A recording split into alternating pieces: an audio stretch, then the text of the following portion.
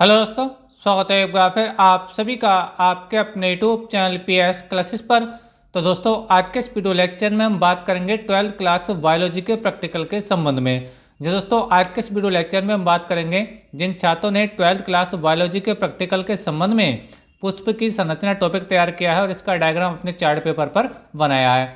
तो दोस्तों, आज के इस वीडियो लेक्चर में हम आप लोग को बताएंगे कि एग्जामिनर द्वारा वाइवा में इस टॉपिक से आप लोगों से कौन कौन से सवाल पूछे जा सकते हैं और उन सवालों का आप लोगों को क्या जवाब देना होगा ताकि आपका वाइवा पूरी क्लास में सबसे अच्छा हो। तो दोस्तों, यदि आप चाहते हैं कि आपका वाइवा पूरी क्लास में सबसे अच्छा हो, ठीक है, तो उसके लिए बच्चों आप लोग को एक बार वीडियो लेक्चर को पूरा जरूर देखना होगा। और आपको ये विश्वास दिलाता हूँ बच्चों कि एक बार वीडियो लेक्चर को आप पूरा देखेंगे तो 100% बच्चों आप लोग को पूरे में से पूरे नंबर मिलेंगे। लेकिन शर्त यही है बच्चों कि एक बार वीडियो लेक्चर को आपको पूरा समझना होगा। तो चलिए स्टार्ट करते हैं। तो देखिए दोस्तों, जैसे कि आप स्क्रीन पर देख पा रहे होंगे, हमने एक पुष्प की संरचना बना रखी है। पहले बच्चों इसके प्रमुख भागों को समझ लेते हैं, ठीक है। फिर इससे रिलेटिव जो क्वेश्चन एग्जामिनर द्वारा पूछे जाएंगे बच्चों, वो भी हम बच्चों बारी बारी से आप लोगों को समझाएंगे, ठीक है। तो चलिए पहले बच्चों इसके प्रमुख भागों को समझ लेते हैं, ठीक है। अच्छा, देखिए बच्चों, सबसे पहले हम बात करेंगे अंडाशय की कि अंडाशय कहाँ होता है। देखिए ये जो आप बच्चों स्क्रीन पर आप ये देख पा रहे हो, सुराही जैसे आकार की आकृति है, ये जो आप देख पा रहे हैं, जहाँ मेरा पेन चल रहा है, ठीक है। तो बच्चों इस आकृति को बच्चों क्या बोलते हैं बच्चों? अंडाशय बोलते हैं। क्या बोलते हैं बच्चों? अंडाशय बोलते हैं, ठीक है।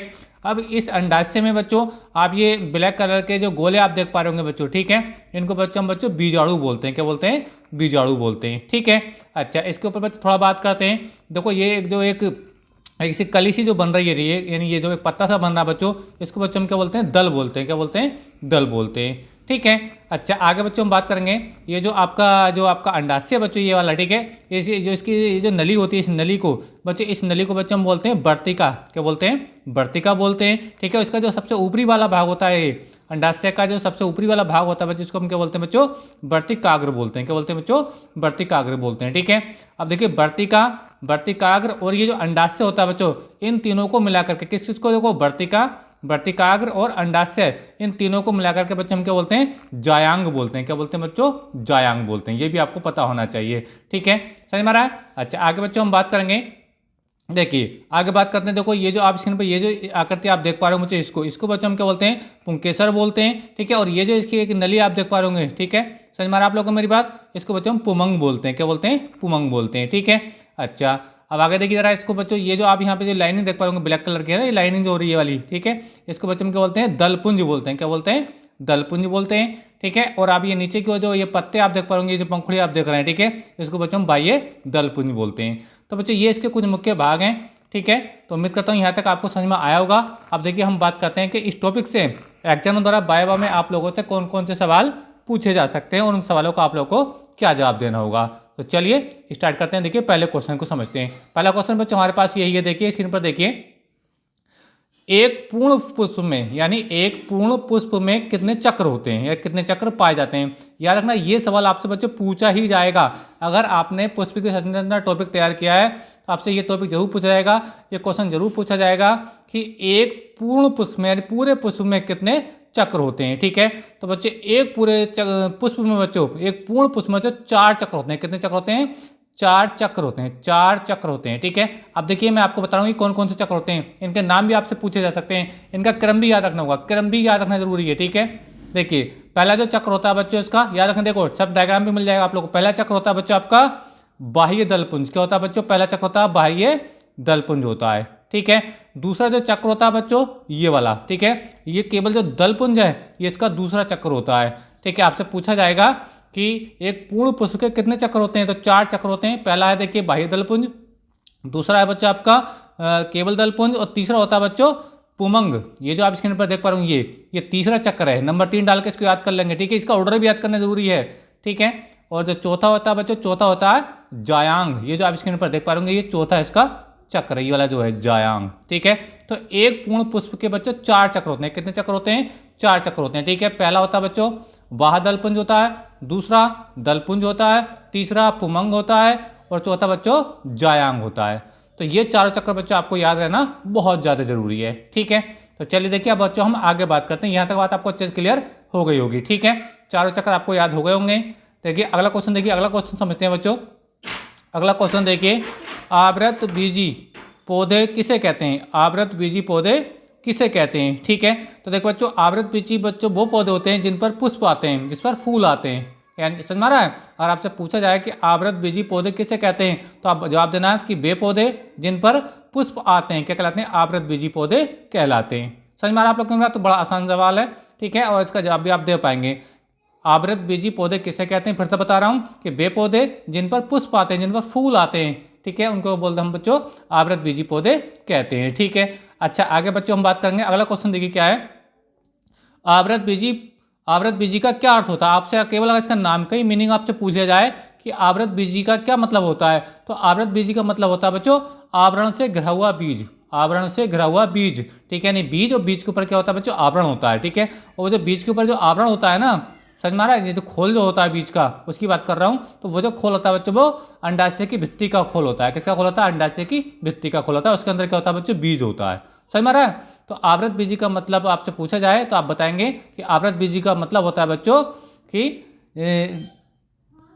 मतलब आवृतबीजी का मतलब होता है आवरण से घिरा हुआ बीज। ठीक है, और आवरण किसका होता है, अंडाशय की भित्ति का होता है। ठीक है, चलिए अगला बात करते हैं। देखिए चौथा क्वेश्चन आपसे पूछा जाएगा बच्चों, निषेचन के बाद अंडाशय कितने भागों में बढ़ जाता है। बहुत जरूरी सवाल है कि निषेचन यानी फर्टिलाइजेशन के बाद अंडाशय कितने भागों में बढ़ जाता है। तो बच्चों ये 2 भागों में बढ़ता है। कितने भागों में बढ़ता है बच्चों, 2 भागों में, 2 भागों में बढ़ जाता है। ठीक है, पहला जो भाग होता है बच्चों वो होता है आपका फल, क्या होता है, फल होता है। ठीक है, और दूसरा जो भाग होता है बच्चों आपका, दूसरा जो भाग होता है बच्चों होता है बीजांड, क्या होता है, बीजांड। समझ में आ रहा आप लोगों को मेरी बात। तो आपसे पूछा जाए कि निषेचन के बाद अंडाशय कितने भागों में बढ़ जाता है, तो ये 2 भागों में बढ़ता है। पहला भाग होता है बच्चों आपका फल होता है, दूसरा होता है बच्चों आपका बीजांड होता है। समझ में आ रहा आप लोगों को मेरी बात। चलिए आगे बच्चों हम बात करेंगे। देखिए अगला क्वेश्चन आपसे क्या पूछा जा सकता है, अगला क्वेश्चन आपसे पूछा जाएगा आवृतबीजी पौधों की 2 मुख्य अवस्थाएं कौन कौन सी होती हैं। ये नाम जरूर पूछ जाएंगे आप लोगों से। आपसे पूछा जाएगा आवृतबीजी पौधों की 2 मुख्य अवस्थाएं बताइए। ठीक है, तो पहली अवस्था होती है बच्चों बीजाणुविद। ठीक है, जो अत्यधिक विकसित होती है। देखिए 2 अवस्थाएं होती हैं, दोनों को एक बार देख लीजिए। पहली अवस्था बच्चों बीजाणुविद और दूसरी बच्चों आपका युग्मकोदविद होती है। ठीक है, तो ये जो आपकी बीजाणुविद होती है ना, ये अत्यधिक विकसित होती है। ठीक है, और ये द्विगुणित रूप की होती है बच्चों, इसको 2n के रूप में लिखा जाता है, 2n के रूप में बच्चों इसको लिखा जाता है। याद रखना, देखो आवृतबीजी पौधों की 2 मुख्य अवस्थाएं होती हैं। पहली होती है बच्चों आपका बीजाणुविद होती है, जो अत्यधिक विकसित होती है, जिसको जो द्विगुणित होती है, जिसको बच्चों हम 2n के रूप में लिखते हैं। और जो दूसरी अवस्था होती है बच्चों युग्मोद्भिद होती है। ठीक है, जो बहुत कम विकसित होती है, ठीक है, ये जो होती है आगुणित होती है, आगुणित यानी इसको हम केवल n की फॉर्म में लिखते हैं। ये द्विगुणित होती है, इसलिए बच्चों इसको 2n की फॉर्म में लिखा जाता है। किसको, बीजाणुविद अवस्था को। और जो युग्मोद्भिद अवस्था होती है, ये बहुत कम विकसित होती है और ये आगुणित होती है, इसलिए बच्चों हम इसको n की फॉर्म में लिखते हैं। आई होप बच्चों ये भी आपको अच्छे से क्लियर हो गया होगा। ठीक है, चलिए अगला बात करते हैं। देखिए पुमंग किसे कहते हैं, पुमंग किसे कहते हैं। जैसे देखिए आपके डायग्राम में भी आया था, जो 4 चक्र थे, है ना, तो ये आपसे पूछा है कि पुमंग किसे कहते हैं। समझ में आ रहा है, ये बात चलिए पुमंग की बात चल रही है। ठीक है, समझ में आ रहा है। तो पुमंग आपसे पूछा है बच्चों, तो पुमंग जो होता है ना, पुमंग वो होता है बच्चों नर जनन अंग होता है। ये नर जनन अंग होता है। जो पुमंग होता है ना, ये नर जनन अंग होता है, नर जनन अंग होता है। ठीक है, समझ में आ रहा आप लोगों को मेरी बात। आपसे पूछा है कि पुमंग कैसे कहते हैं, तो ये नर जनन अंग होता है। ठीक है, जिसे बच्चों हम पुंकेसर कहते हैं बच्चों, पुंकेसर भी बच्चों इसको बोला जाता है। समझ में आ रहा आप लोगों को मेरी बात। तो आपसे पूछा जाए कि पुमंग किसे कहते हैं, तो आप बताना कि ये जो पुमंग होता है ये नर जनन अंग होता है, जिसे हम बच्चों पुंकेसर कहते हैं। ठीक है, आप लोगों से बच्चों अगर आगे पूछा जाए अगला सवाल कि जायांग किसे कहते हैं, जायांग किसे कहते हैं, तो जायांग जो होता है ना बच्चों, ये होता है मादा जनन अंग। क्या होता है बच्चों, मादा जनन अंग होता है, मादा जनन अंग होता है कौन, जायांग। समझ में आ रहा आप लोगों में यार। तो इसको बच्चों हम स्त्री केसर कहते हैं। क्या कहते हैं बच्चों, इसको स्त्री केसर कहते हैं। इसको याद रखना है मेरी बात आपको। ठीक है, तो पुमंग को क्या कहते हैं बच्चों, हम पुंकेसर कहते हैं, और जायांग को बच्चों हम स्त्री केसर कहते हैं। जो पुमंग होता है बच्चों वो नरजनन अंग होता है, और जो स्त्री केसर होता है जो जायांग होता है ये मादा जनन अंग होता है। ठीक है, तो आई होप बच्चों ये भी आपको अच्छे से क्लियर हो गया होगा। ठीक है, अच्छा आगे बात करेंगे। देखिए अगला सवाल है, जनन क्रिया में कौन कौन से 2 चक्र भाग लेते हैं। मैंने बताया कि एक पूर्ण पुष्प में 4 चक्र होते हैं। कितने चक्र होते हैं बच्चों, 4 चक्र होते हैं। कौन कौन से बाह्य दलपुंज, ठीक है, और केवल दलपुंज होता है। यहाँ पे देखिए पहला क्या आपका जो बाह्य दलपुंज है, दूसरा आपका दलपुंज, तीसरा बच्चों पुमंग और चौथा क्या बच्चों जायांग, ठीक है। ये 4 चक्र होते हैं एक पुष्प के अंदर। तो इन्हें पूछा है कि इनने देखिए सवाल देखिए फिर समझिए, जनन क्रिया में कौन कौन से 2 चक्र भाग लेते हैं। तो जनन चक्र में बच्चों 2 भाग लेते हैं, जनन क्रिया में 2 चक्र भाग लेते हैं। कौन कौन से देखिए स्क्रीन पर देखिए, जनन क्रिया में बच्चों 2 चक्र भाग लेते हैं। पहला होता है बच्चा आपका एक पुमंग और दूसरा बच्चा आपका जायांग, यानी फर्टिलाइजेशन की क्रिया में, यानी जनन की क्रिया में 2 जो चक्र होते हैं वो भाग लेते हैं। कौन कौन से, तीसरा और चौथा, तीसरा और चौथा। तीसरा कौन सा, पुमंग, और चौथा है आपका जायांग। तो ठीक है, आपसे पूछा जाए कि जनन क्रिया में ठीक है कौन कौन से 2 चक्र भाग लेते हैं। तो कौन कौन सा है बच्चों, पहला है पुमंग और दूसरा है बच्चों आपका जायांग। समझ में आ रहा आप लोगों को मेरा। और ये जो आपके 2 बचे हुए हैं, ये जो 2 बचे ना आप लोगों के, कौन कौन से, ये पहला बाह्य दल पुंज और आपका दल पुंज, ये क्या होते हैं, सहायक क्या होते हैं, सहायक चक्र होते हैं। ये दोनों सहायक चक्र होते हैं, लेकिन मेन चक्र जो होते हैं बच्चों कौन कौन से, पुमंग और जायांग होते हैं। पुमंग और जायांग याद रखना, जनन क्रिया में यही दोनों भाग लेते हैं, यही दोनों मेन होते हैं। समझ में आप लोगों को मेरा, तीसरा और चौथा, ठीक है। आगे बच्चों हम बात करेंगे कि ये पौधे कैसे मौसम में उगते हैं। जो आपके आवृत बीजी पौधे होते हैं, आपसे यही पूछा जाता है कि आवृत बीजी पौधे कौन से मौसम में उगते हैं। तो बच्चों ये हर मौसम में उगते हैं, हर मौसम में, ठीक है। चाहे बरसात का मौसम हो या सर्दी का मौसम हो, गर्मी का मौसम हो, तो ये हर मौसम बच्चे पौधे उगते हैं, ठीक है।